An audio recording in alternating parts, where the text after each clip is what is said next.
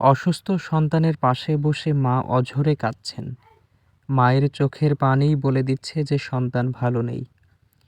বসন্তের সাজ ও ঈদের আনন্দ সবার মাঝে থাকলেও নজরুলের পরিবারে তার কোনো প্রভাব পড়েনি।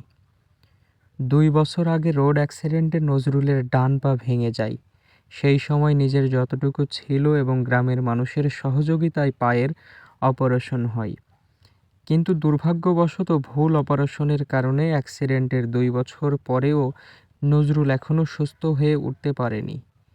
অভাবের সংসারে প্রতিদিন ১৭৫ টাকার ঔষধ খেতে হয়। বৃদ্ধ মা নজরুলের ২ ছেলে স্ত্রীকে নিয়ে সুখে থাকতে চায়। বিত্তবানদের সহযোগিতা কাম্য করেছে নজরুল ও তার বৃদ্ধ মা। সড়ক দুর্ঘটনায় আমার আজকে এই অবস্থায় ২ বছর পূর্বে ঢাকায় আমি প্রথম অপারেশন করি। প্রথম অপারেশনটা আমার ভুল ছিল, ভুলের কারণে আজকে এই পর্যন্ত আমার আসতে হচ্ছে। আমি গরিব মানুষ, আমার এই ভিটে বাড়ি ছাড়া আর কিছুই নেই।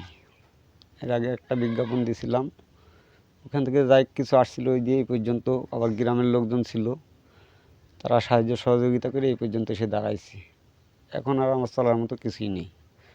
আমি আর অবস্থায় সামনে অপারেশন আছে একটা, কুরবানির পরে এটা খুলতে হবে। এখানে একটা আর্থিক সহযোগিতার দরকার আছে।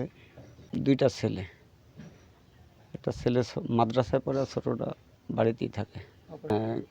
এটা অপারেশনের সময় আমার 8 দিন ছিলাম যশোরে, 8 দিনে ৯৭,০০০ টাকা দিয়ে আসছি। আর এবার খুলতে গেলে মনে হয় সম্ভবত টার্গেট দিনই তারপর ৫০,০০০ ধরে রাখতে বলেছে। অন্যরা কাম করে, দূরে একটা বাচ্চা, আমি একটা দাদি। আল্লাহ চোখে দেখে না, নাই আমার নিয়ে যাও। আমার সামনে টানি সব নিয়ে যেতে আছে। যদি হারেনি সাহায্য কইরা আল্লাহর কাছে ভালো ভাই। আর কেমন আমাদের এই ভাইটে খুব অসহায় এবং চলাফেরা করার মতো কোনো ক্ষমতা তার নেই। বর্তমানে চিকিৎসা করবে সেই পরিস্থিতিও তার নেই।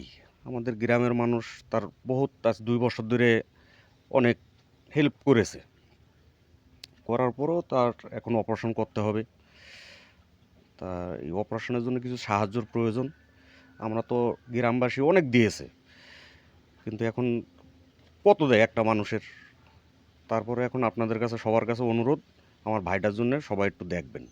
ঠিকানা ঝিনাইদহ জেলার মহেশপুর পৌরসভার ৭ নম্বর ওয়ার্ড, পাতিবলা গ্রাম। আমার নাম্বার নগদ বিকাশ খোলা 01951283958।